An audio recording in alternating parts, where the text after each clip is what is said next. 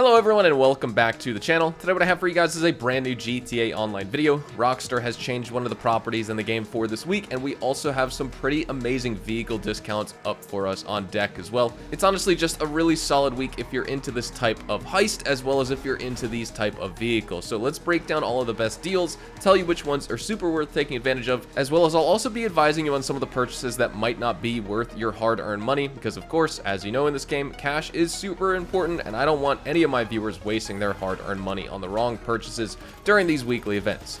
Now, I would usually have this video go live a little bit earlier in the week, so I apologize about this being later. We did have some winter DLC news, which I needed to get out of the way first, but without further ado, let's dig in. If you enjoyed this video at any point, or if you just find it helpful, let me know by dropping a like on it. And if you want to stay up to date with everything GTA Online and Rockstar games, then please consider hitting that subscribe button with your bell notifications turned on.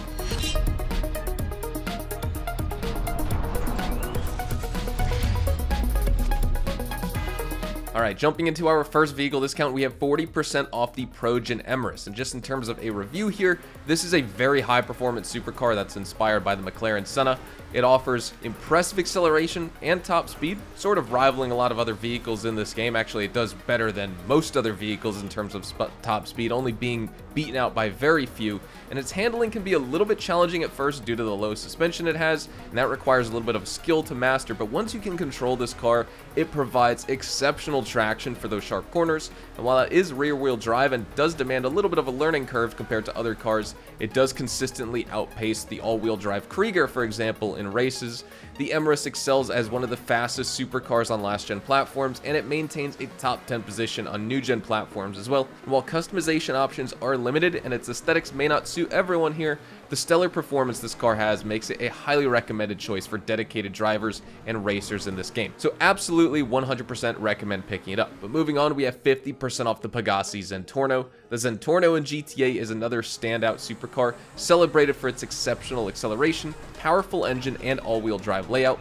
Although its top speed of only 123 miles an hour isn't the highest for cars in the game, its swift acceleration compensates for the lack of the highest top speed pretty effectively here. And the Zentorno also boasts a robust braking system for quick and controlled decelerations, which is obviously crucial for those high-speed maneuvers. And its excellent handling is due to that all-wheel drive and the balanced weight, offering responsive steering and strong road grip. However, it can be a bit challenging to drive due to a tendency to oversteer in certain conditions, but that makes it a rewarding choice for skilled drivers who can master this car.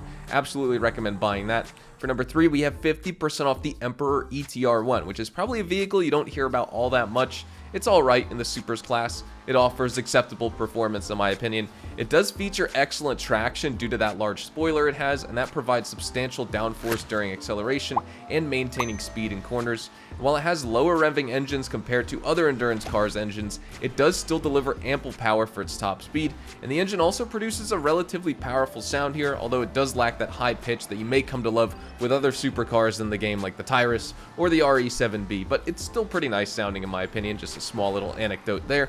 For number 4, we have 50% off the Ubermacht Revolter. The Revolter is a sports sedan in this game that has a decent top speed, I'd say, although it may lag behind some of the other high-performance competitors in its class, making it less ideal for racing, but it does offer good acceleration, which is suitable for quick bursts of speed in any city driving setting, but it does fall short compared to others in the category once again. The Revolter's handling, while it may not be the most agile, it is relatively controllable here, making it suitable once again for those city driving situations, or if you want to try some racing out just in a casual setting. And the braking performance is also pretty good, allowing for reliable stopping, though it may not be the best among those luxury sports sedans that you'll drive in this game.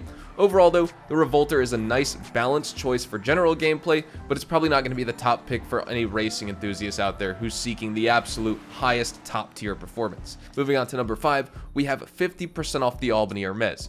This is a vehicle that I feel like I've talked about a lot over the past year on the channel. It's been discounted quite a few times, and it's also been featured at various in-game vendors as well that I've discussed, so I'll keep this one brief here. The Hermes in GTA delivers a comfortable and steady ride due to the air ride suspension that it has, although it does have a bulky design, and that limits your maneuverability on the street, which may not be a major concern at the end of the day, considering the intended purpose of this car. But in terms of its speed, the Hermes proves to be quite competitive, and it can also keep pace with many muscle cars despite its weight, although acceleration may suffer from wheel spin unless the engine is modified here. It also maintains control in various road conditions, including the winter ones if you're driving in the snow, which, by the way, the Hermes looks awesome when you're cruising around Los Santos in the snow, which is going to be coming up soon here for the winter season in GTA Online in December. But also, the top-heavy nature of this car is surprising, considering it looks like it rides low to the ground, but it's actually top-heavy, and it's going to occasionally lead to tipping when you're navigating those corners, curbs, or hills, or at least that's what I found in my own anecdotal situations here. And then for number 6, we have 40% off the Vapid Click Wagon.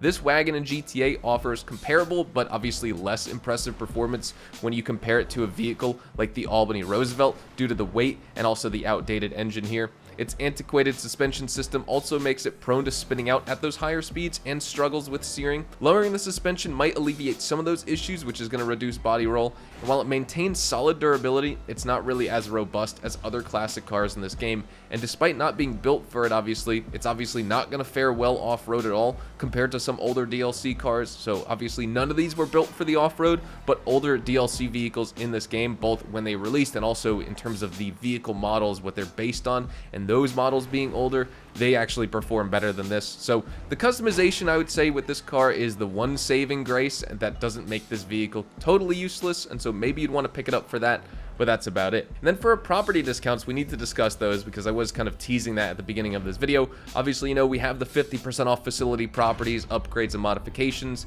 and here's why I think they're worth buying. Facilities in GTA are an expansive, multi-level underground property which offers a unique and rewarding gameplay experience if you do buy one.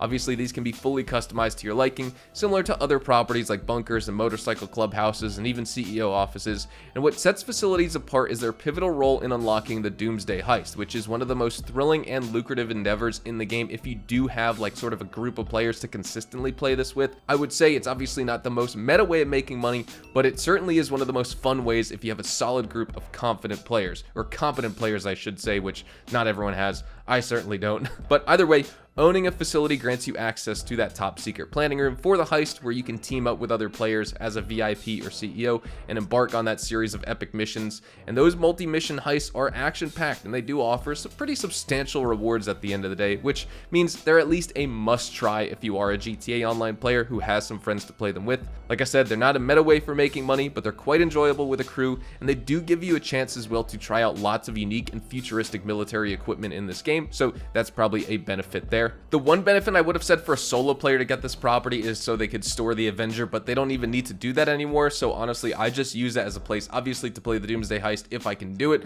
Otherwise, it's just a vehicle storage facility for me. It may add to my daily expenses just for that reason, but I don't find it too big of a deal because usually when I'm playing GTA, I'm doing some type of mission that's making me money anyway. Then also we have 50% off apartments. Obviously, get those. You could have a heist room or heist planning room to do the OG heist.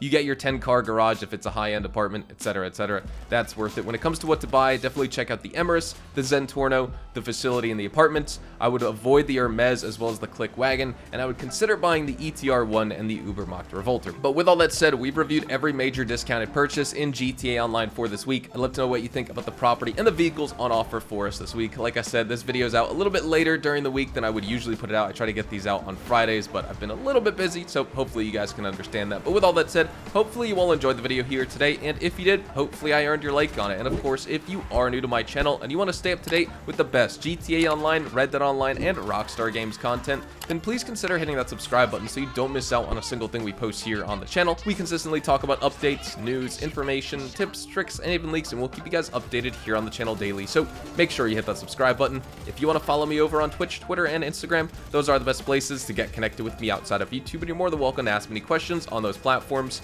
You can follow me at HazardousHDTV, and all of my social media links can be found in the description down below. With all that being said, thank you all so much for watching, everyone. I hope you all have a fantastic day, and I will see you guys in the next GTA Online video.